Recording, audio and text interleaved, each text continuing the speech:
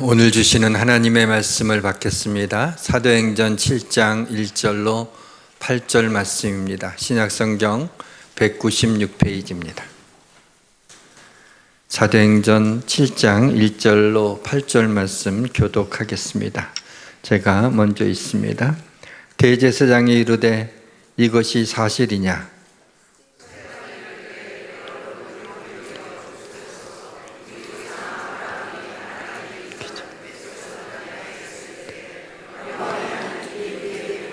이르시되 내 고향과 친척을 떠나 내가 네게 보일 땅으로 가라 하시니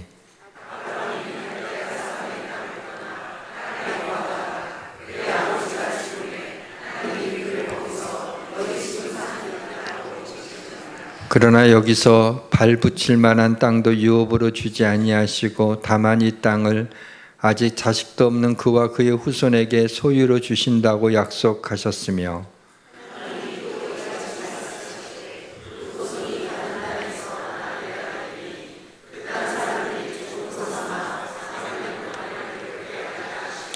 또 이르시되 종 삼는 나라를 내가 심판하리니 그 후에 그들이 나와서 이곳에서 나를 섬기리라 하시고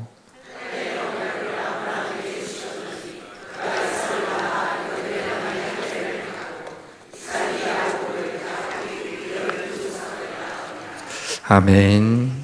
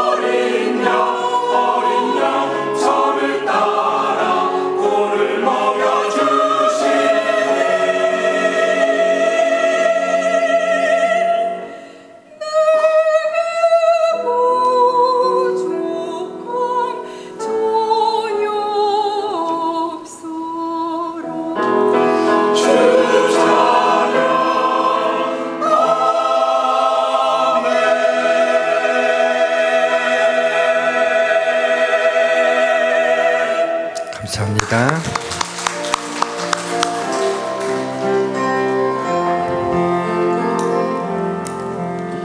왕이신 나의 하나님, 내가 주를 높이고 영원히 주의 이름을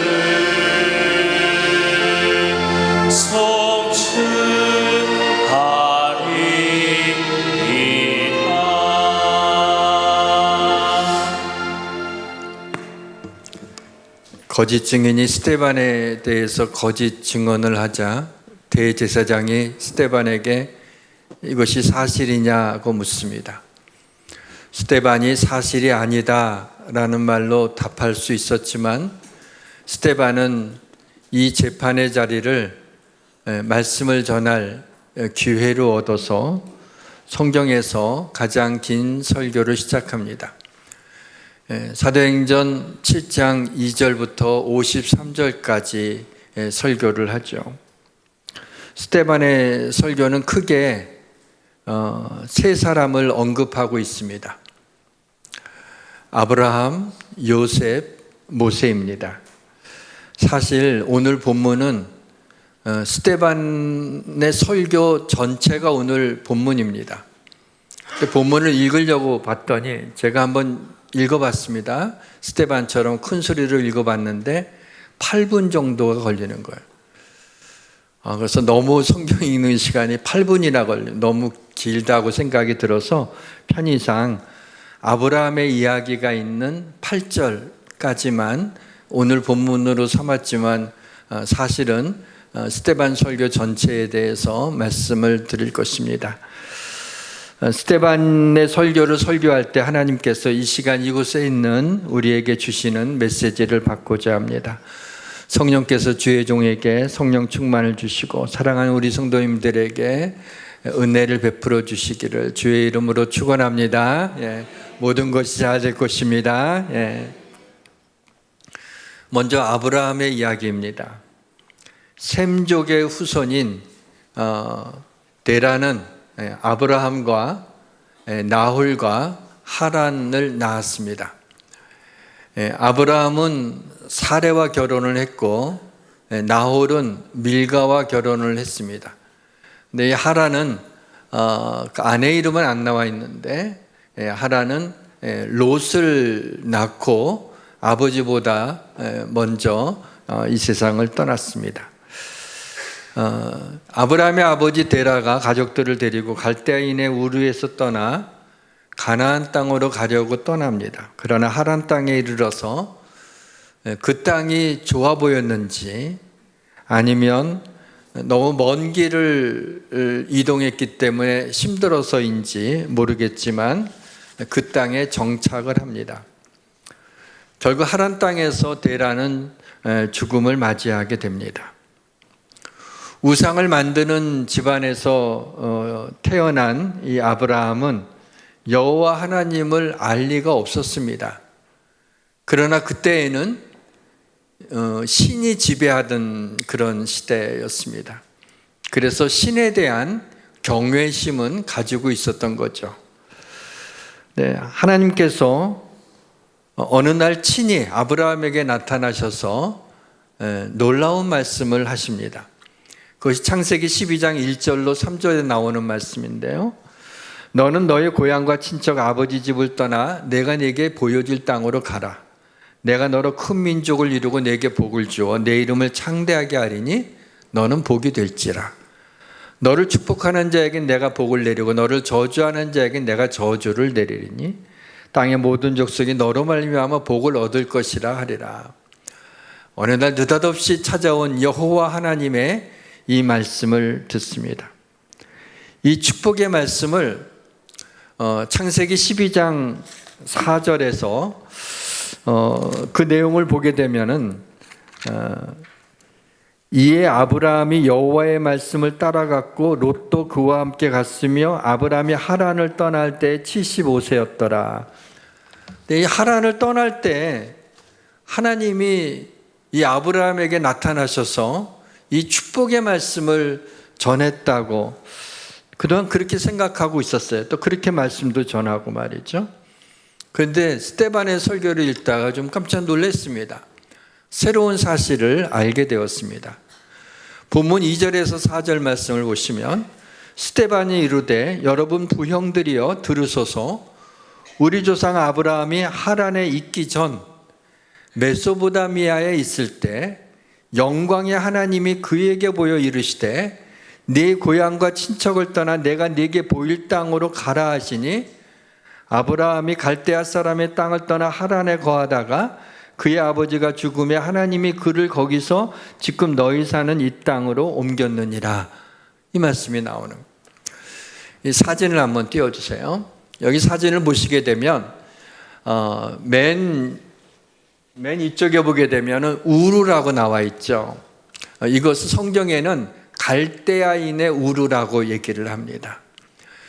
갈대아인은 바벨론 사람들을 가리키는 거예요. 바벨론 사람들을 갈대아인이라고 그랬죠. 그가 살던 곳이 바로 메소포타미아입니다.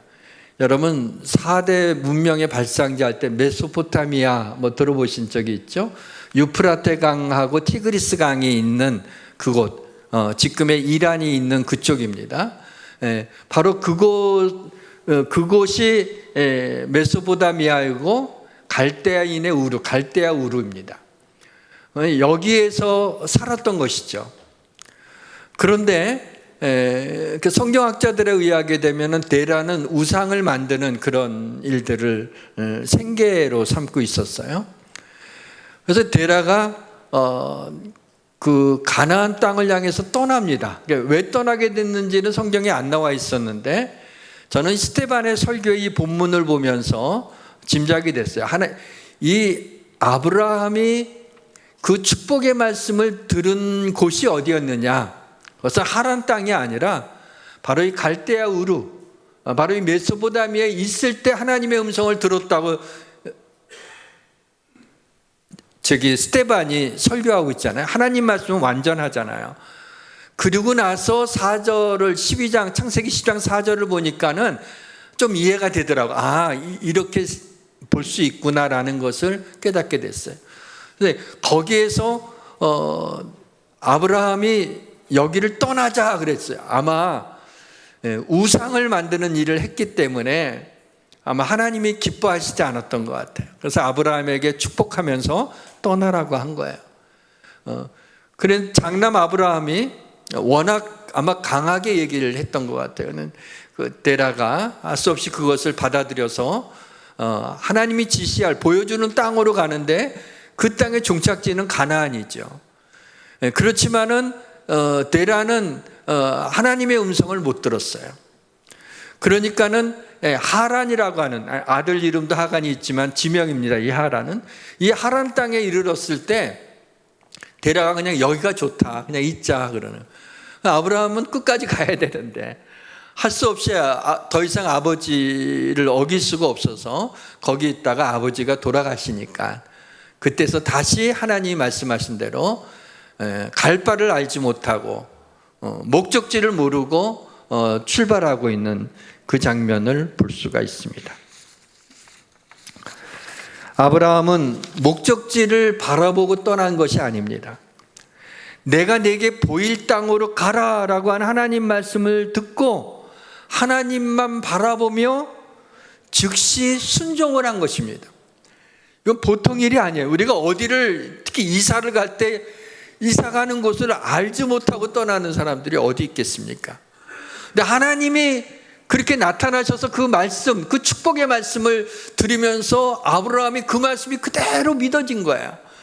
그걸 그대로 하나님이 그 여호와 하나님이라는 신이 이 말씀대로 하나님이 주신다는 게 믿어졌더니 아브라함은 하나님이 무슨 말씀을 하시면 어디로 가야 될지 모르지만 하나님이 말씀하셨으니까 즉각적으로 순종을 한 것입니다. 이 아브라함의 이야기에서 또 하나 주목할 만한 것이 있습니다. 본문 8절에 보면 할례의 언약을 아브라함에게 주셨더니 그가 이삭을 낳아 8해 만에 할례를 행하고 이삭이 야곱을, 야곱이 우리 12조상을 낳으니라. 그래서 여러분, 할례가 무엇인지 아시죠? 남자 생식기의 포피를 베어내는 것을 할례라고 합니다. 창세기 17장 11절과 12절에 보면 할례의 언약이 나옵니다. 너희는 포피를 베어라. 이것이 나와 너희 사이의 언약의 표징이니 너희의 대대로 모든 남자는 집에서 난 자나 또는 너희 자손이 아니라 이방 사람에게서 돈으로 산 자를 막론하고 난 지 8일 만에 할례를 받을 것이니라. 너와 너희 집안의 모든 남자에게 할례를 행하라라는 이 명령은 사실 지키기가 좀 어렵습니다. 요즘에는 마취도 하고 수술도구도 좋고 위생도 철저하는데 아브라함 때는요 마취제가 없었어요. 수술할 메스도 없으니까 그때 사용했던 건 돌칼입니다. 돌칼을 사용해서 고통이 얼마나 심했을지 짐작할 만하죠. 그런데 아브라함이 자신만 그랬다면 괜찮아요. 그런데 자신뿐만 아니라 그 집에 살고 있던 모든 사람들, 심지어는 아브라함이 318명의 사병을 가지고 있었어요. 롯을 구할 때 썼던 그 병력이죠.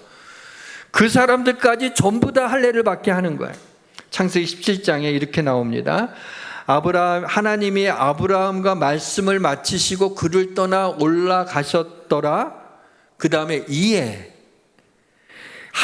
아브라함이 하나님이 자기에게 말씀하신 대로 이날에 그 아들 이스마엘과 집에서 태어난 모든 자와 돈으로 산 모든 자 곧 아브라함의 집사람 중 모든 남자를 데려다가 그 포피를 베었으니 이게 참 놀라운 일이에요. 이전에는 없었던 일이었어요. 그렇게 행하라고 하는 것, 그것도 그런 중요한 부위에 그런 얘기를 듣고 얼마나 당황스러웠을까요? 자신이 하나님이 또 그렇게 축복하셨던 것처럼 이런 명령을 내리시니까 그대로 받는데 318명의 그 사람들한테 양해를 구해야 될 거 아니에요.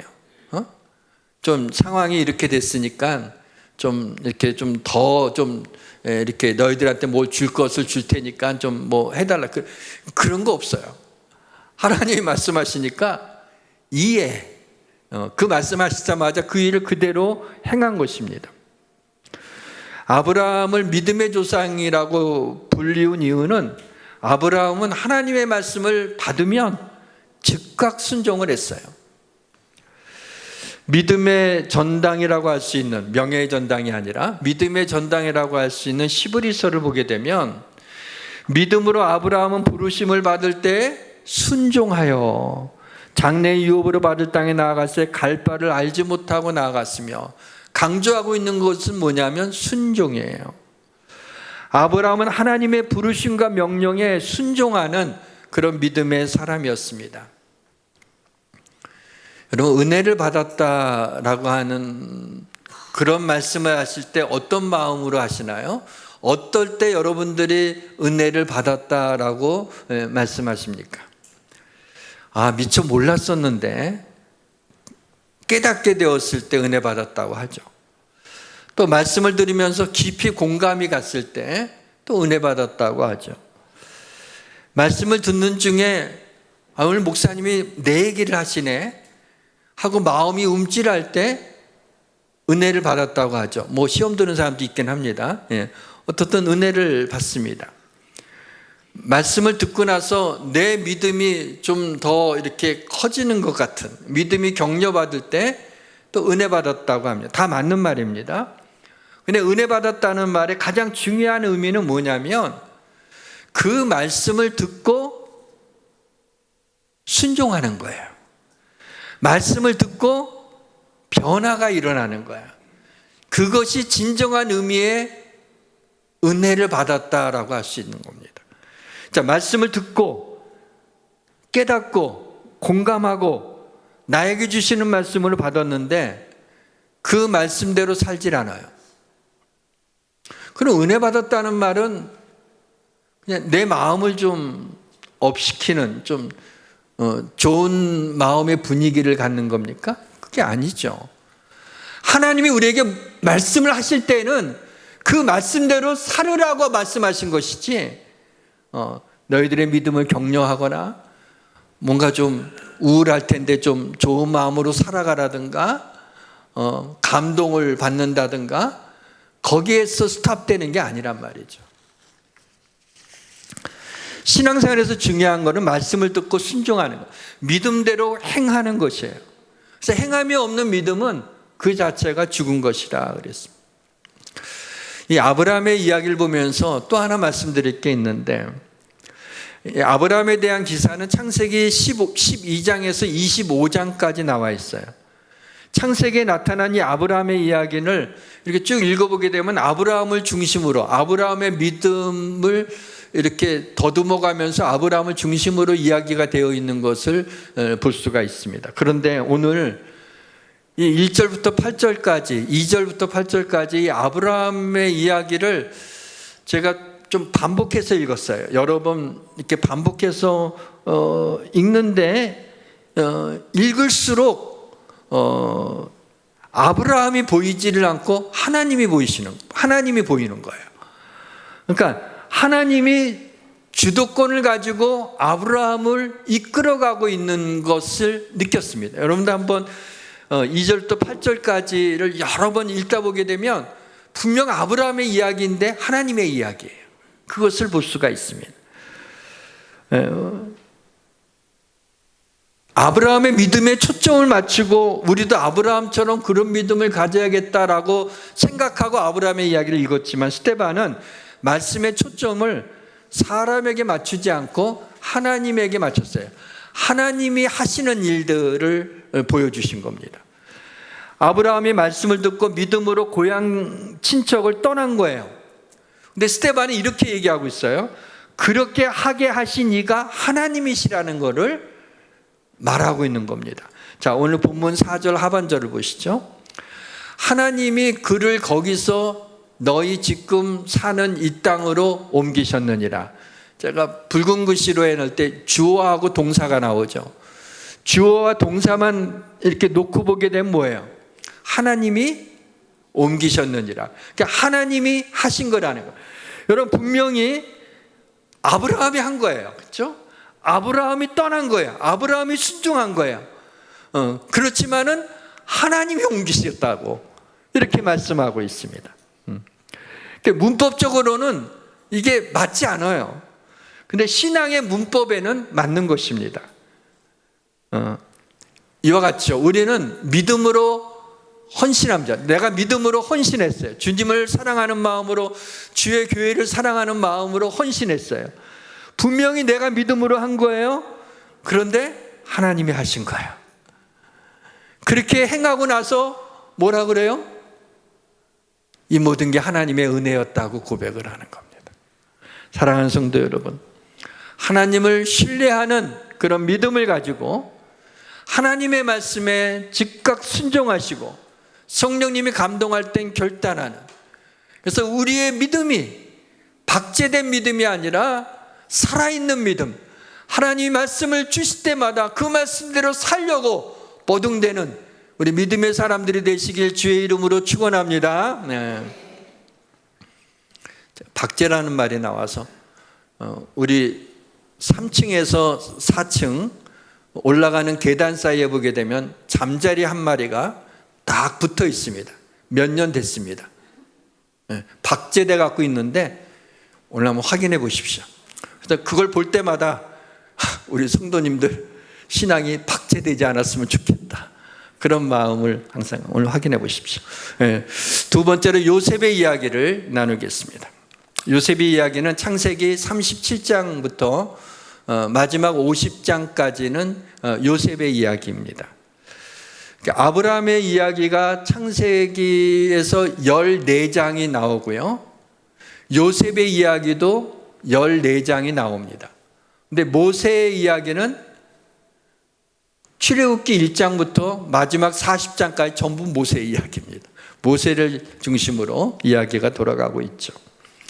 오늘 본문 9절에서 16절까지가 요셉의 이야기입니다. 요셉의 이야기를 처음에 읽는데 가장 먼저 요셉의 형제들로부터 시기를 받았다는 말씀이 제일 먼저 나오는 거예요. 저는 거기에 좀 주목을 했습니다. 우리는 요셉을 다니엘과 더불어서 성경에서 흠이 없는 완벽한 인물로 알고 있기 때문에 요셉의 허물을 잘 보지를 못했어요. 보고 싶지 않은 건지 잘 눈에 띄지 않은, 저도 잘 못 봤습니다. 그런데 시기라고 하는 앵글로 요셉을 바라보니까 요셉이 형들한테 미움받을 짓을 했더라고요. 될 수 있으면은 요셉을 왠지 좋게 얘기하고 싶은, 여러분도 그런 마음이 있을 텐데 그럴 필요 없어요. 성경에 있는 대로 그대로 보셔야 돼요. 창세기 37장 2절에 보니까 요셉은 형들이 무슨 잘못을 하게 되면 아버지한테 쪼르륵 달려가 갖고 아무개 시므온 형이 뭘 어떻게 했더래요. 근데 얘기를 했어요. 그러니까 아버지는 그래 하고 와서 혼나는 거죠. 혼내는 거죠, 시므온을. 그러니까 형들이 뭐예요? 저놈은 내가 무슨 잘못하고 그러면 아버지한테 고자질을 하는구나. 형들이 10명의 형들이고 11번째가 요셉이고 12번째가 막내 베냐민이거든요. 그러니 조그만 게 말이야. 한참 동생이 그렇게 일러 바치니까 얼마나 얄미웠겠어요. 이해가 되더라고요. 뿐만 아니라 그 요셉은 야곱이 노년에 얻은 아들이에요. 11번째니까. 그것도 라헬이라고 하는 자기가 사랑하는 그 아내에게서 얻은 아들이에요. 첫 번째 아들. 그 다음에 베냐민이죠. 근데 요셉을 더 이뻐했어요. 그래서 요셉에게만 채색 옷을 지어 입힌 거예요. 알록달록 색동저고리, 남자니까 색동저고리는 아니지만 그 알록달록한 채색 옷을 입혔어요. 옛날에 물감 채색 옷이라고 하는 건요, 굉장히 값이 나가는 거였습니다.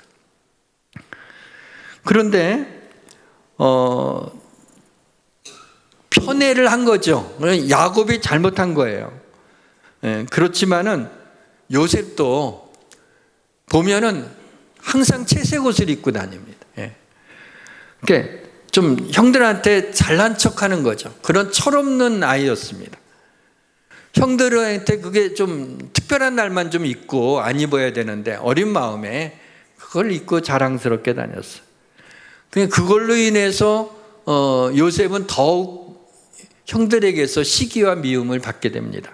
여기서 끝나지 않았습니다. 창세기 37장 5절에서 11절 말씀, 요셉의 꿈 얘기가 나오는데 우리 한번 같이 꿈속으로 들어가 봅시다. 같이 읽겠습니다. 요셉이 꿈을 꾸고 자기 형들에게 말하매 그들이 그를 더욱 미워하였더라.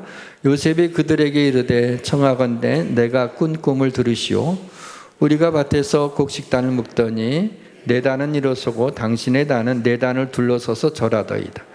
그의 형들이 그에게 이르되 네가 참으로 우리의 왕이 되겠느냐, 참으로 우리를 다스리게 되겠느냐 하고 그의 꿈과 그의 말로 말미암아 그를 더욱 미워하더니 요셉이 다시 꿈을 꾸고 그의 형들에게 말하여 이르되 내가 또 꿈을 꾼즉 해와 달과 11별이 내게 절하더이다 하니 그가 그의 꿈을 아버지와 형들에게 말하매 아버지가 그를 꾸짖고 그에게 이르되 네가 꾼 꿈이 무엇이냐, 나와 내 어머니와 내 형들이 참으로 가서 땅에 엎드려 내게 절하겠느냐.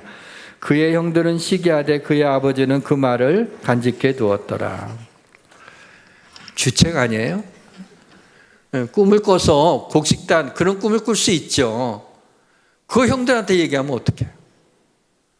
그걸로 미워하는데 그 다음에 또 나와서 이번에는 해와 달, 아버지와 엄마같이 소환해가지고 다 나한테 절했다. 근데 그 말씀대로 됐잖아요, 나중에. 그렇지만은 그렇게 이런 얘기를 하게 되면은 뻔히 자기를 미워할 것을 알면서도 형들한테 꿈 얘기를 2번씩이나 이렇게 한다는 거는 요셉이 공감 능력이 제로구나. 암만 어리더라도 그런 얘기하면 누가 좋겠어요. 그런데 그걸 그렇게 하는 걸 보면 공감 능력이 없었어요. 그러니까 요셉이 어릴 때 17살 그때까지죠. 하나님의 영광을 담을 그릇이 되지 못했습니다. 영광은 히브리어로 카바드라고 해요. 근데 카바드에는 영광이라는 뜻만 있는 게 아니라 무겁다라고 하는 뜻도 있습니다. 하나님이 주시는 영광에는요, 그 무게도 있는 겁니다. 영광의 무게를 견디지 못해서 그게 너무 힘들어서 넘어지게 되는 주의 종들도 있습니다. 로또를 맞은 사람들이 많은 가정이 가정 파탄이 난다고 하죠. 훨씬 더 좋아질 것 같은데 갑자기 수십억이 생긴다면 정말 꿈 같은 일이죠. 근데 실제로는 그렇지가 않아요. 왜냐하면 갑자기 생긴 이 많은 돈을 관리할 능력도 없고 인격도 되지 못하기 때문에 그 무게에 눌려서 삶이 무너지고 마는 겁니다. 요셉이 형들의 시계를 애굽의 노예로 팔려간 후에 10대 후반의 요셉은 노예로 살게 됐어요. 주인 여자의 유혹을 물리쳤다는 이유로 감옥에도 가게 됐어요. 말할 수 없는 고통의 시간들이 그에게 있는 겁니다. 그러나 이 모든 것은 결국 요셉을 애굽의 총리로 세우기 위한 하나님의 플랜이었던 것입니다. 시편 105편 17절에서 19절 말씀을 같이 읽겠습니다. 그가 한 사람을 앞서 보내셨으며 요셉이 종으로 팔렸더라. 그의 발을 착고에 차고 그의 몸은 쇠사슬에 매었으니 곧 여호와의 말씀이 응할 때까지라. 그의 말씀이 그를 단련하였도다. 시편 말씀은 요셉을 콕 집어서 요셉이 그렇게 감옥에 갇히고 그런 고난을 당한 것은 하나님이 그를 단련시켜서 그를 애굽의 총리로 만드셔서 고대 근동에 7년 동안의 가뭄으로 굶주린 자들을 요셉을 통해서 구원하시려고 하는 하나님의 뜻이 있었던 것입니다. 그러면 이 고난의 기간 동안에 요셉이 어떻게 버틸 수 있었을까요? 본문 9절에 보니까 여러 조상이 요셉을 시기하여 애굽에 팔았더니 하나님이 그와 함께 계셔. 여기 여러 조상이라는 건 요셉의 형들을 가리키는 겁니다. 이들이 이스라엘의 조상이 됐으니까는 어떻게 버틸 수 있었어요? 하나님이 그와 함께 계셔. 하나님이 그와 함께 계셨기 때문입니다. 창세기 39장 2절에서 3절 말씀을 같이 한번 읽겠습니다. 여호와께서 요셉과 함께 하심으로 그가 형통한 자가 되어 그의 주인 애굽 사람의 집에 있으니 그의 주인이 여호와께서 그와 함께 하심을 보며 또 여호와께서 그의 범사에 형통하게 하심을 보았더라. 창세기 39장에도 여호와께서 요셉과 함께 하시고 39장에도 이는 여호와께서 요셉과 함께 하심이라. 여호와께서 그를 범사에 형통하게 하셨더라. 요셉이 이 시련을 견딜 수 있는 능력이 뛰어난 것이 아니라 하나님이 그와 함께 하셨던 겁니다. 그래서 감옥에 있었어도 억울한 일을 당해도 뭐라고 성경은 얘기하면 형통하게 했다 그랬어요. 그 길은 뭐죠? 하나님이 계획하신 그 길대로 가도록 그 길을 가고 있었다는 얘기입니다. 사랑하는 성도 여러분, 하나님이 함께 계시다라는 뜻의 임마누엘의 하나님이 여러분과 여러분의 자녀들과 영원히 함께 하시길 주님의 이름으로 축원합니다. 요셉의 이야기를 이렇게 보면서 좀 제 가슴이 좀 뭉클했습니다. 요셉의 어릴 때의 모습에 제 모습이 언뜻 비춰졌어요. 저는 외아들이라 형제자매가 없기 때문에 좀 굉장히 사랑을 많이 받았지만 좀 버릇도 없었어요. 그래서 제가 학원 다닐 때 중학교 1학년 때 학원 선생님한테 뺨을 다 맞아봤어요. 너 너무 버릇 없다고. 그래서 제가 그때 정신이 번쩍 나더라고요. 아무튼 여러 가지 면에서 참 철없고, 그 나이 또래에 비해서도 지금 제가 회상하니까 좀 철이 없다. 지금도 많이 안 들었는데. 또 못난 자아를 가지고 있었어요. 근데 부족한 저를 어머니가 저를 39에 보셨으니까 그 아들을 주시면, 옛날엔 그런 분들 많았어요. 하나님께 바치겠습니다. 주의 종으로 삼겠습니다. 나하고 의논도 안 하시고 그렇게 하셨단 말이죠. 서운했어요. 그리고 저한테 그 얘기를 해주셨어요. 제가 고등학교 때. 저는 펄펄 뛰었죠. 근데 하나님이 저희 어머니가 그렇게 서원 기도를 하셨으니까 좀 어떻게 해서라도 좀 고쳐 쓰시려고, 그대로는 좀 안 될 것 같으니까, 그래서 많은 훈련을 시켰다는 걸 새삼 알게 되었다는. 그때는 왜 나의 날은 다른 친구들의 날과 다를까? 왜 내가 이런 아픔을 겪어야 되는지 이해하지를 못한 채 그냥 살았어요. 다행히 저는 그렇게 심각한 사람이 아니에요. 그냥 웬만하면 뭐 할 수 없지, 뭐 그냥 넘어가는 거. 그렇지만 힘들었어요. 근데 하나님이 제가 고난을 견디는 힘도 약해요. 그래서 그걸 아셔서 저를 배려해 줘서 그 시련의 시간을 그렇게 길지 않게 하셨어요. 그 후에는 은혜와 복으로 저의 삶을 채워주셨어요. 뿐만 아니라 이렇게 좋은 교회에서 목회할 수 있도록 하신 것은 말할 수 없는 하나님의 은혜입니다. 사랑하는 성도 여러분, 여러분들의 아이들에게서 지금 좀 부족한 것이 있고 바람직하지 못한 것이 어떤 게 보여도 너무 염려하지 마십시오. 때로 우리 아이들에게 힘든 일이 다가와도 너무 안타까워하지 마십시오. 그 모든 가정 가운데 하나님이 그의 자녀들을, 여러분의 자녀이기도 하지만 하나님의 자녀이기도 하잖아요. 그의 자녀들을 연단시키고 말할 수 없는 은혜와 복으로 우리 아이들의 삶을 축복해 주실 것을 믿으시길 주님의 이름으로 축원합니다. 중요한 것은 우리 자녀가 하나님을 떠나지 않고 하나님이 항상 우리 자녀들과 함께 하기를 위해서 기도하는 것은 여러분의 숙제입니다. 마지막으로 모세에 대해서 말씀을 드리겠습니다. 모세는 40년을 이집트 왕궁에서 살았고요. 40년을 미디안 광야에서 살았고요. 40년을 하나님께 부름받아 이스라엘 백성들을 출애굽시켜 광야에서 지냈습니다. 이집트의 총리였던 요셉이 아버지 야곱과 형제의 자손들까지 70명을 비옥한 이집트의 고센 땅에 불러들여 살게 했습니다. 430년 동안 이집트에 살면서 그 민족의 수가 200만 명이나 이르는 그야말로 기하급수적으로 그 한 큰 민족을 이루게 됐습니다.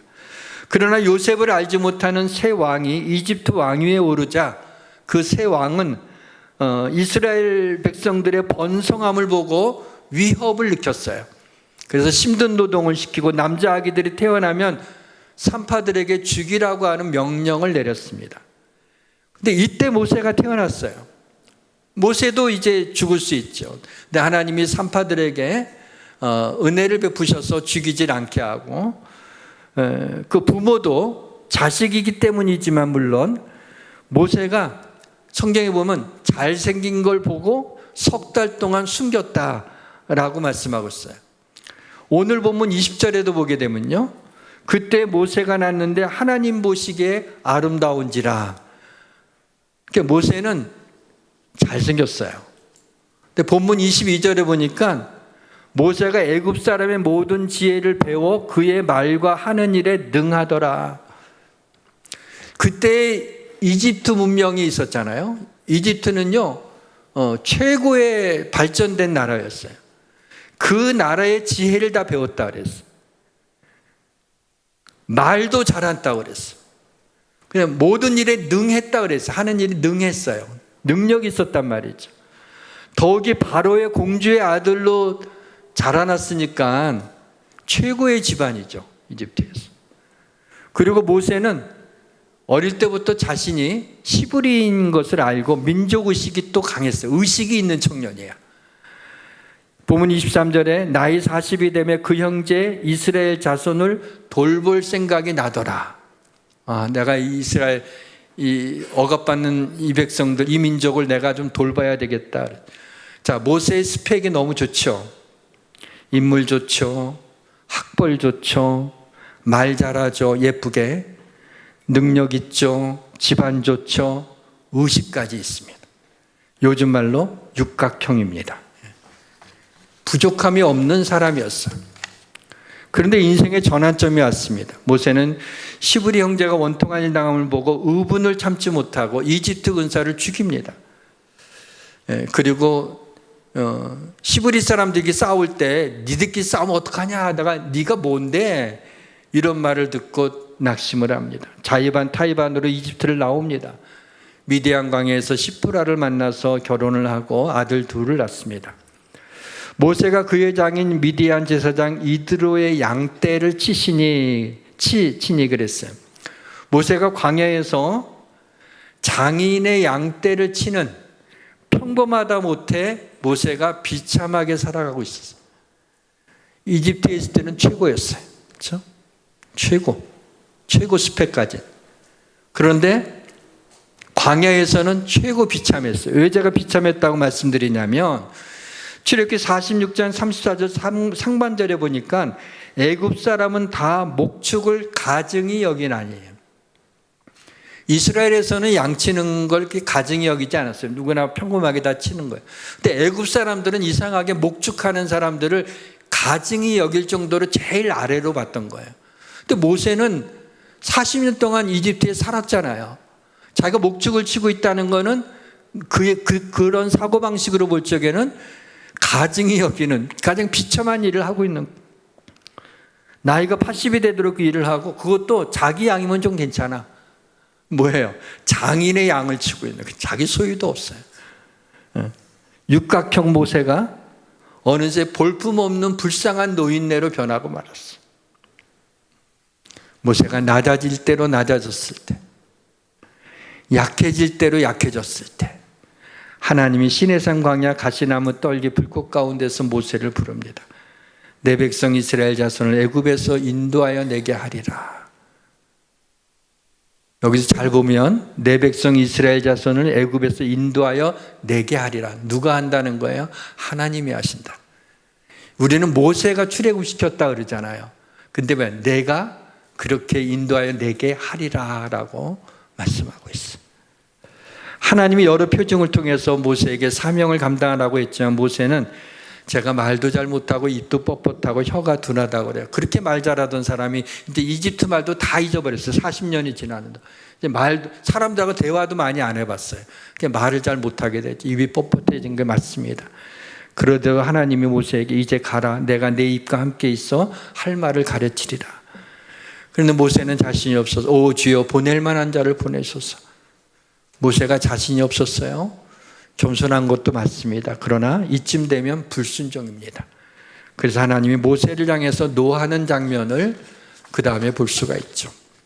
가끔 연말이 되면 목사님 제가 번아웃이 돼서 내년에는 좀 쉬고 싶습니다 라고 말하는 성도님들이 있어요. 여러분 번아웃 됐다는 말이 뭐죠? 지쳤다는 말이에요.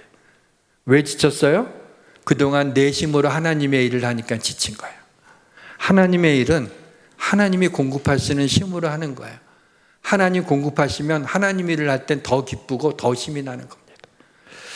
말씀을 읽다 제 눈에 띄게 된 거는 사도행전 7장 38절에 광야교회라고 하는 단어예요.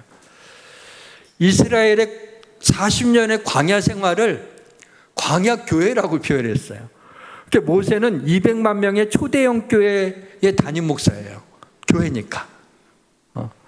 모세가 광야에서 40년의 고난의 시간들을 보냈기 때문에 광야교회에서 200만 명이 넘는 성도들을 목회할 수 있었고 이스라엘 백성을 40년 동안 광야에서 인도할 수 있었어요. 모세의 40년은 가장 비참한 삶이었어요. 그러나 그 40년이 모세로 하여금 사명을 감당할 수 있는 그러한 은혜를 베푸시는 기간이기도 했던 것입니다. 모세가 육각형일 때 하나님은 모세를 사용하지 않았습니다. 모세가 가장 약해졌을 때 하나님이 사용하셨습니다. 사랑하는 성도 여러분, 지금 약해져 있습니까? 지금 부족합니까? 지금 연약합니까? 지금 힘드십니까? 하나님이 부르시는 때입니다. 사명은 내가 감당하는 게 아니라 하나님이 감당할 만한 힘을 주시는 겁니다.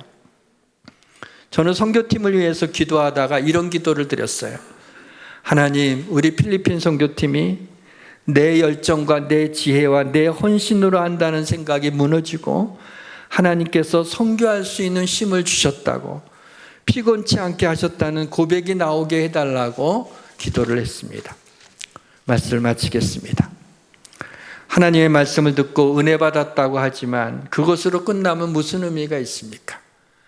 하나님의 말씀을 듣고 은혜 받았다는 것은 그 말씀으로 인하여 결단하고 변화되고 말씀대로 행할 때 의미가 있는 겁니다. 사랑하는 성도 여러분, 하나님 말씀을 들을 때마다 믿음으로 하나님이 나에게 주시는 말씀으로 받고 아브라함과 그 믿음의 그 말씀에 즉시 순종하는 저와 여러분들이 되시길 주의 이름으로 축원합니다. 원래 요셉의 인격은 하나님의 영광을 담을 그릇이 되지 못했습니다. 그러나 하나님은 요셉을 애굽에 던지셔서 10대 후반에 부모와 형제를 떨어져 지나게 했고, 다른 사람도 아닌 피를 나눈 형제들이 자기를 죽이려고 하고 상인들에게 인신매매를 당했다는 사실로 인하여 얼마나 힘들었을까요? 뿐만 아니라 노예로 지냈고 옥살이도 했습니다. 그러나 이 모든 것은 하나님의 고난 프로젝트였습니다. 결국 요셉은 형들을 용서하고 여기까지 인도하신 이는 하나님이시라고, 이 모든 일을 행하시는 이는 하나님이시라는 그런 믿음의 사람이 되었습니다. 그리고 고대 근동의 굶주린 자들을 구원하는 구원자가 되었습니다. 사랑하는 성도 여러분, 우리나 우리 자녀들이 힘든 시간을 보낼 때 여러분 하나님께 부르짖음으로 하나님이 우리 자녀들을 소원의 항구로 인도해 주실 걸 믿으시기를 주님의 이름으로 축원합니다. 찬양합시다. 나의 가는 길 주님 인도하시네.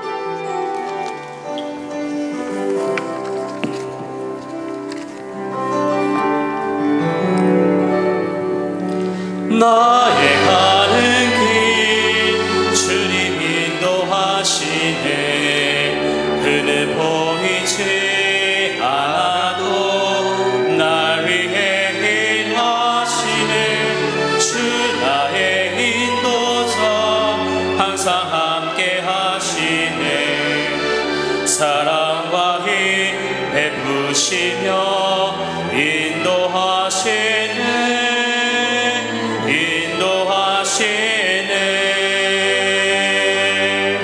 광야의 길을 만드시고 날 인도해.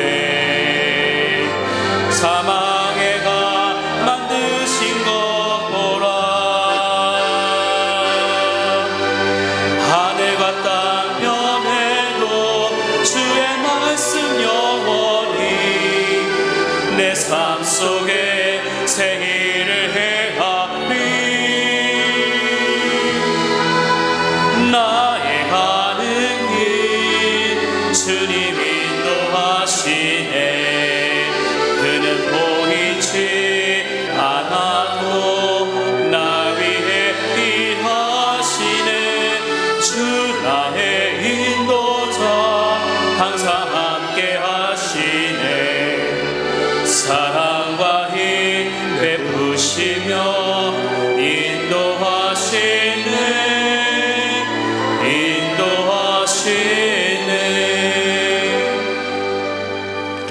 하나님, 우리 아버지, 하나님의 말씀을 받을 때마다 아브라함처럼 순종하게 하옵소서.